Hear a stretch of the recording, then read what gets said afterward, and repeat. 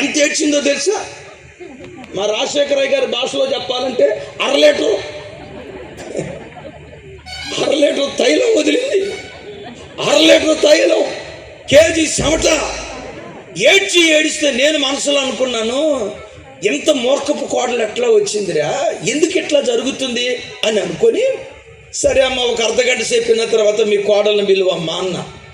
పిలిస్తే అలాగయ్య గారు, ముందు దాన్ని ఎందుకు మా అబ్బాయిని పిలుస్తాను ఆ గారిని పిలిచింది. ఏమని పిలిచిందో తెలుసా? బులిబాబు, నానా బులిబాబు, నానా బులిబాబు రానన్నా, అయ్యగారు ప్రార్థన చేస్తారు అని అంది. బులిబాబు అంటంతో వాడు ఎంత ఉంటాడేమో అనుకున్నా. వాడు గొలియాతుకు అన్న ఏనండి 6 అడుగులు ఎత్తు.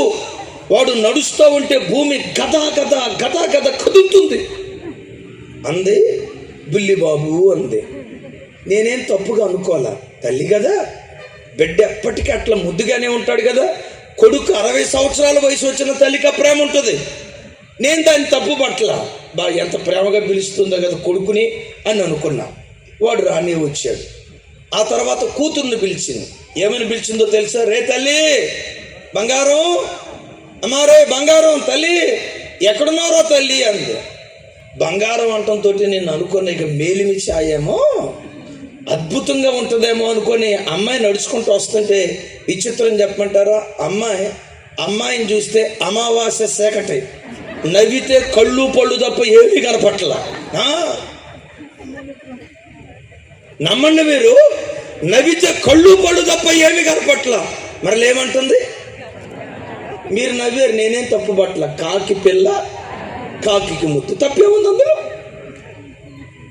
కడుపును పుట్టిన బిడ్డను అలా ప్రేమగా పిలవటం తప్పేం కాదు. సరే, సంతోషంగా చూస్తున్నా. ఇప్పుడు కోడలు వంతు వచ్చింది. కోడలు ఏమని పిలుస్తుందో చూస్తున్నా. చూడండి, ఏమని పిలిచిందో తెలుసా? పర్లేదు, లైవ్ వెళ్ళిపోయినా పర్వాలా. ఏమంటుందో తెలుసా? ఏమే వచ్చే చెబుతారా? నాకు కొంచెం బాధ అనిపించింది.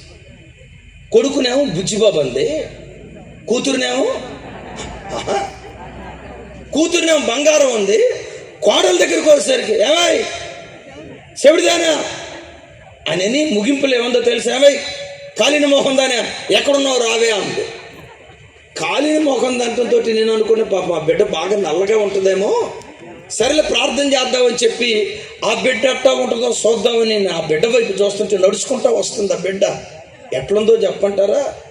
కొందనపు బొమ్మ అంటారే, మేలిమి రంగు ఎంత చక్కగా ఉందో అంత చక్కగా ఉంది.